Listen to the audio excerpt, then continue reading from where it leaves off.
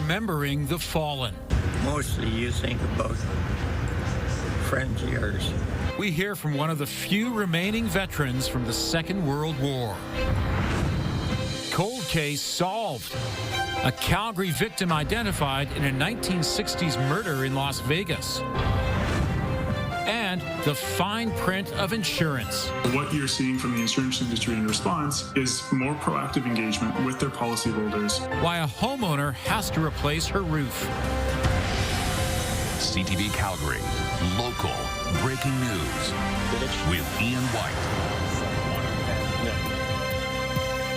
Good afternoon. In Calgary and across the country, people stop to recognize the sacrifices of those who served for our country. Alicia Fieldberg gives us a look at some of the services held in the city.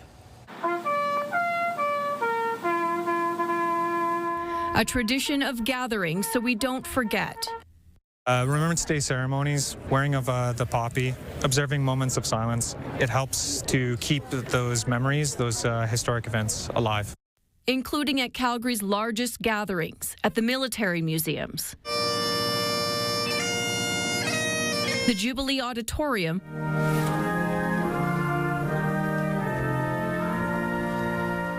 and the Hangar Flight Museum.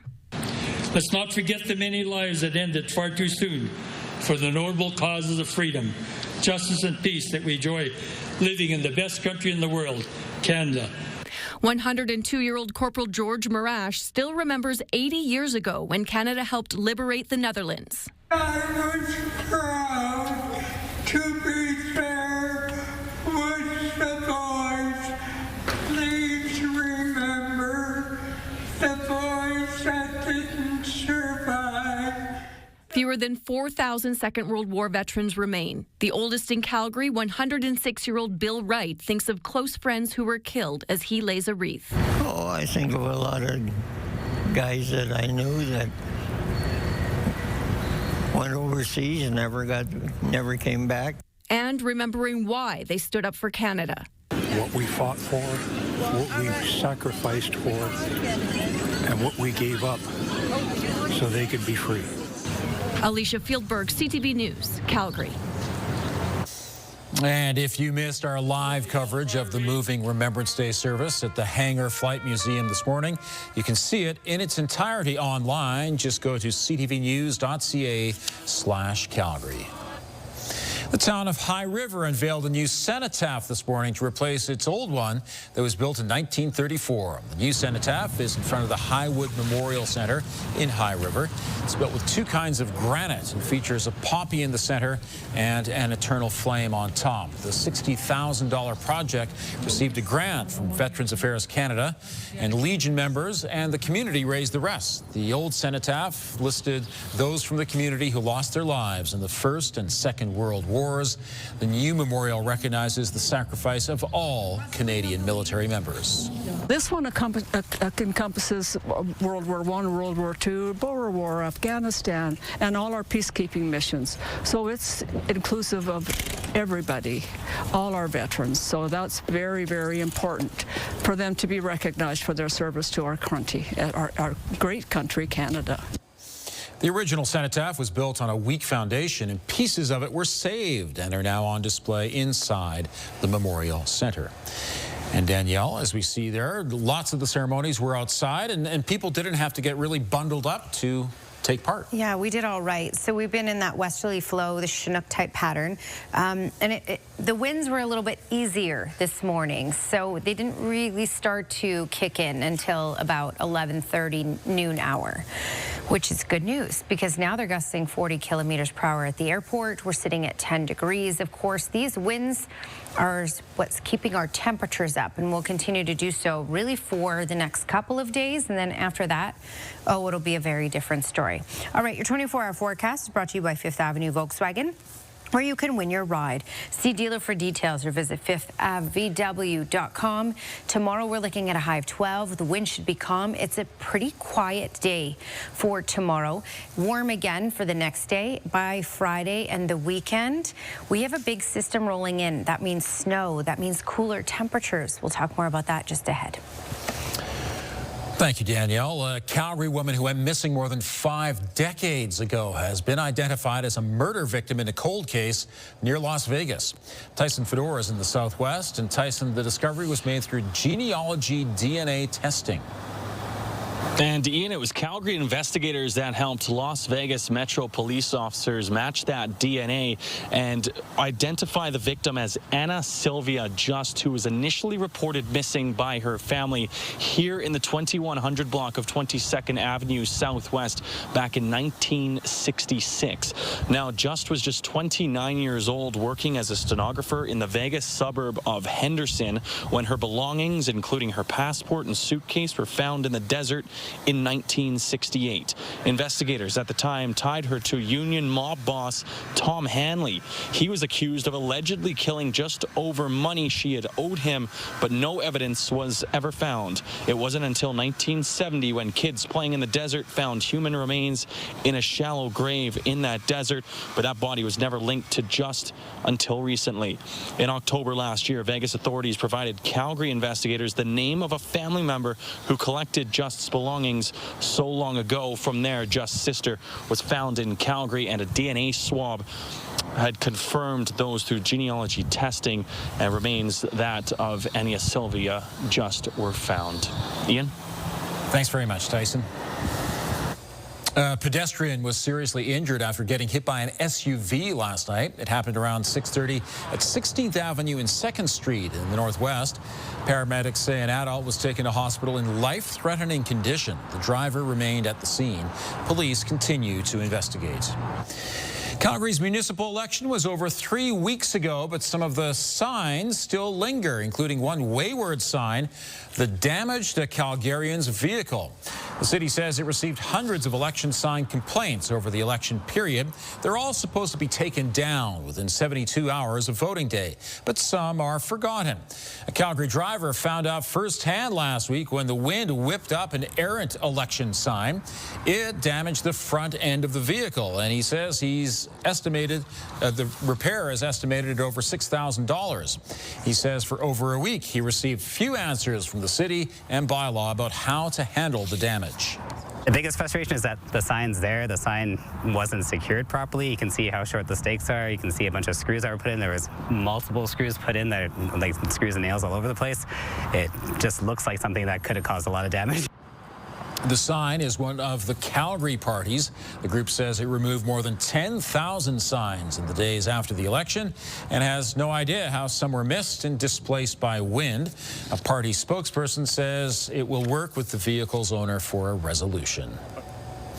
Oscar-winning actress Jennifer Lawrence is sharing some of her memories of shooting a film in Calgary last year, and the experience was pretty special for her son, too. I had a toddler there, so I did a lot of exploring. I went to the zoo. I went to the science museum that has that like great outdoor, that crazy slide. And the Saddle Dome was a big part of conversations. But when I wrapped, I always sometimes when I wrap a movie, I get like a little bit of PTSD, just like about the it's hard to describe, but like I won't want to look at like pictures from that time for like a few months. But somebody had given my son a book called Good Night Calgary, and every single night he would want me to read and it was like good night Saddle Dome, good night, and it was just like the whole thing over and over again. Lawrence shot Die My Love in and around Calgary last year. The film was released last weekend. He's already served Canada in the military and as a politician. Now, Erin O'Toole plans to donate his brain to science. Still ahead, how that will help doctors understand brain injuries among Canadian soldiers. And hail damage in Calgary has sent insurance costs soaring, why a homeowner has to replace her roof even though it's never been damaged.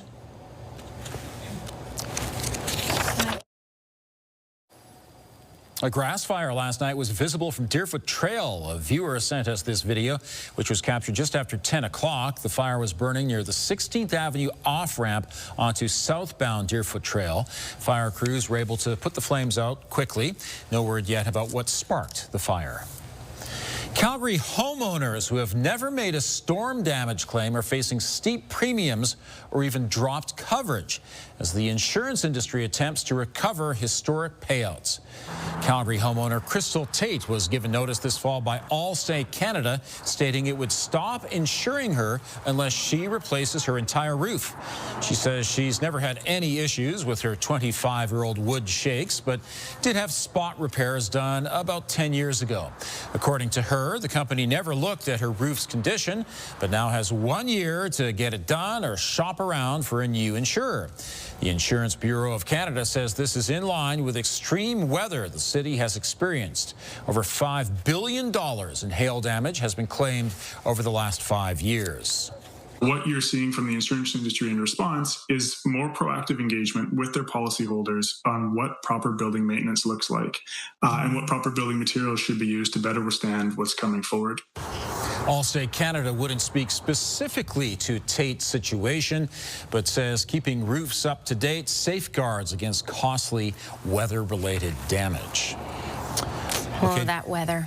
That weather, indeed. It has been relatively warm for the month of November so far, but you teased us earlier that things are going to change by the weekend. Yeah, so remember the last snowfall we just had recently? Oh, it was tiny. Tiny. Yeah. Add a little bit more to that, and that's what we're looking at for the weekend at this point. I will keep you posted. It is quite a system. So as this is developing and the models are doing their model runs, we'll get more information as we get closer to the weekend. But it will be a big cool down. We're looking at some snowfall, some mixed precipitation as well. Talk more about that in just a moment. But let's first talk about the winds. So the winds yesterday, that was the story. We had gusts over 100 kilometers per hour in the Pincher Creek area and up through Kananaskis near Banff as well. So things have calmed down with regards to temperature, but it was still fairly windy. 57 kilometers per hour, that was the max today in Pincher Creek. Mid-60s for Lethbridge, just above 30 in Medicine Hat, and 44 for Calgary. This will all calm down for tomorrow and will be around 30 kilometers per hour in the far south and much calmer in Calgary. The winds, though, yesterday helped 6 communities have new record daytime highs because this is out of the west. This is a Chinook setup, and it bumps up the temperatures. So Brooks, for example, got to 18.1 yesterday and broke a record, and Jasper broke a record along with a few other communities. Today, again, the winds weren't as strong, so likely no record-breaking temperatures today, but we still had some warmth. We got up to 12 in Calgary today. We're now down to 10 as things cool down. 4 in Drumheller, 2 in Brooks, 7 in Medicine Hat, 6 in Pincher Creek. Okay, let's talk about this forecast, longer-term forecast. Right now, what we have is that Chinook setup. You can see that distinct line. You can see the cloud cover over parts of the QE2, Calgary, down parts of Highway 2 as well. That westerly flow helped us get to the double digits today in the city. We're looking at on and off cloud cover as we head through the next couple of days. Late Thursday, though, is when we get a spillover. It may reach as far as Lethbridge on Thursday night, may reach into Calgary. Most likely, though, this far to the east, we're looking at getting this moisture on Friday and Saturday. But we'll certainly see that off to the west. Thursday, starting to switch into that mixed precipitation. There you can see the snowfall starting to move its way in to many communities on Friday. So tomorrow we won't be as warm because we're not looking at strong winds out of the west. 7 degrees is our high. The winds will kick in again out of the west on Thursday up to 50 kilometers per hour. That will bump us up to 14 degrees. Then that system rolls in late Thursday, giving us mixed precipitation Thursday night and then in through Friday as well. Friday we have the potential for 1 millimeter of rain, 1 to 3 centimeters of snow at least, just a high of 2, and we'll likely have some carryover snow into the weekend. We'll struggle to get above freezing on the weekend as well.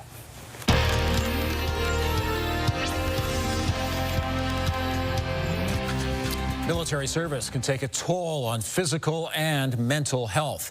Researchers are working to understand the impacts on the brain, and a high-profile Canadian is enlisting others to help. Natalie Johnson explains.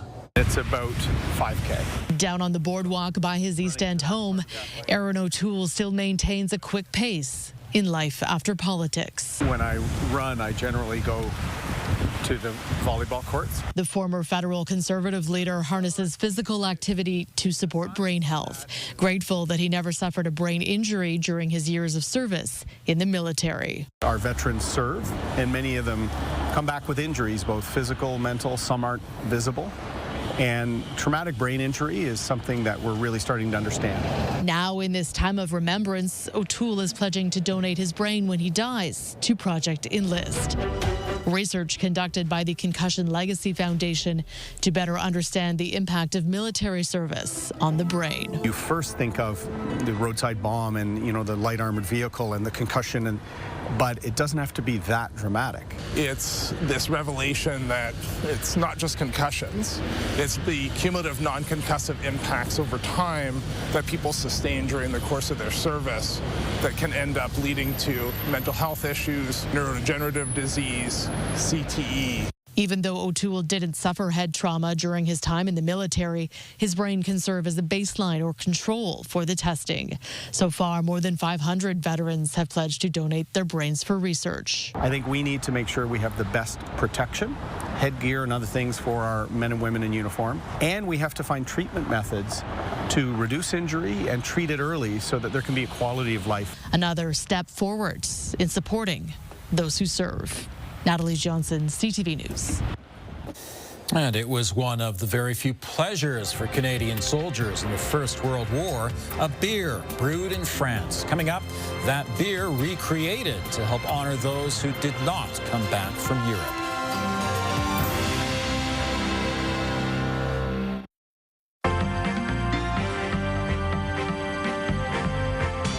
Stock markets are bracing for data to catch up. Joining me is Liana Wachniak, investment advisor with the Popwich Kermally Advisory Group. And Liana, investors are waiting for the U.S. government to finally work once again. That's right. And once the shutdown ends, and it looks like we're reaching the end of it, we're actually going to see some of the major data producing areas of the U.S. government go back into service and start to put together some of the reports that have been missing while the shutdown has been ongoing. That's the numbers at about 28 reports at last count, depending on which ones you're counting. But there is going to be a period of heightened volatility as the investors who have been working on estimates and other versions of those reports start to catch up and put the real data as that comes out. So we're not sure right now about how that's going to come out, whether it's all going to come out in one chunk or whether it will dribble out over the next few weeks. But there will be some heightened volatility that we will be watching for as the new data does get released. And one of the big shareholders in chipmaker NVIDIA sells its stake. That's right. Japan's SoftBank has sold its $5.8 billion stake today of NVIDIA. So that was a bit of a surprise to the market overall. Now, some investors took this as a sign that SoftBank felt that NVIDIA was reaching the point of being overvalued, that it was a good time to sell. But SoftBank has said that they are going to use the proceeds of this to invest heavily into other AI-related technology, some of the more ambitious AI-related technology. So we saw NVIDIA trade down almost 3% today. That did put some pressure on the NASDAQ. Liana, thanks very much. Thank you. Canada Post has submitted a plan to transform its struggling business model into a financially sustainable postal service. The federal government had given the Crown Corporation 45 days to deliver the plan. Canada Post submitted its proposal at the end of last week, but says it will only share details after it has received Ottawa's sign-off. Postal workers continue their rotating strikes as we approach the holiday season. A craft brewery in Edmonton is honoring those who fought in the First World War and even giving beer drinkers a taste of 1917. Campio Brewing teamed up with the 49th Battalion Loyal Edmonton Regiment Association to create the Le Stock charity beer. It's brewed in the traditional bière de garde style, popular with soldiers who fought at Vimy Ridge in 1917. Funds from the beer will support a fund to build memorials on First World War battlefields. Because people like to know, like, where did we fight? You know, like we fought at Vimy Ridge, we fought it, but some of the major battles where we lost a lot of life, and that's what we just so we recognize the people that's for their sacrifice. The beer will be available at Campio locations in Edmonton through the month of November or until it's gone. People gathered at ceremonies across the city to remember those who fought for our freedom. Here's Tara Nelson with a look ahead to CTV News at 6. Ian, from the cenotaph to the Hangar Flight Museum, Alberta's veterans were honored this Remembrance Day. Coming up at 6, we'll have more highlights from the ceremonies, and we'll hear from veterans and their families. Also ahead, as Montreal deals with a winter wallop, we'll find out how Calgarians are feeling about our lovely warm temperatures. We'll see you at 6. Ian. Thank you, Tara. A bakery in Edmonton is constructing a massive gingerbread house, or rather, hotel. The Duchess Bake Shop is famed for its elaborate projects, and this year's theme is the Grand Budapest Hotel from the 2014 movie. It's made up of more than 200 pounds of gingerbread, around 30 kilograms of melted sugar, and a whole lot of royal icing. Anyone who donates winter clothing will be entered in a draw to a demolition party after it's been on display over the next few weeks. In previous years, Duchess has recreated Hogwarts from Harry Potter, the castle from Frozen, and the Milan Cathedral. A bit cooler tomorrow with some changes, bigger changes coming by the weekend. Right now in Calgary, it's 10 degrees. Danielle has details just ahead.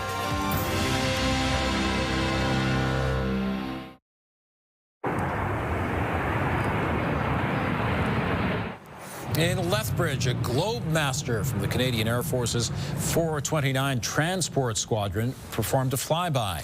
The squadron was adopted by Lethbridge in 1944, with the community sending care packages to the troops. The plane also made an appearance in Calgary at the Field of Crosses. What a sight. Wow, that's a sight. All right, we have a couple days to enjoy the sunshine, and then by the weekend, there's quite a turn. Yeah, so it's a trade-off, right? If you get the headaches or the haze that we've been getting this week, I've been getting it, I don't know about you. You know, that Chinook setup, the warm temperatures, the records broken in some communities in Alberta. We're going to lose this westerly flow by the time we get into Friday, and that will be a game changer for us. 10 degrees is the current temperature. Today's high was 12. What's normal? 3. Oh. So we're above normal. Tomorrow will still be above normal at 7, but it will be less windy, which is why temperatures won't be quite as warm. And then back up to 14 on Thursday. So another warm day, very gusty, and then the snow kicks in and colder temperatures by Friday. Thank you, Danielle. We end our newscast with the Remembrance Day event at the Alberta Legislature.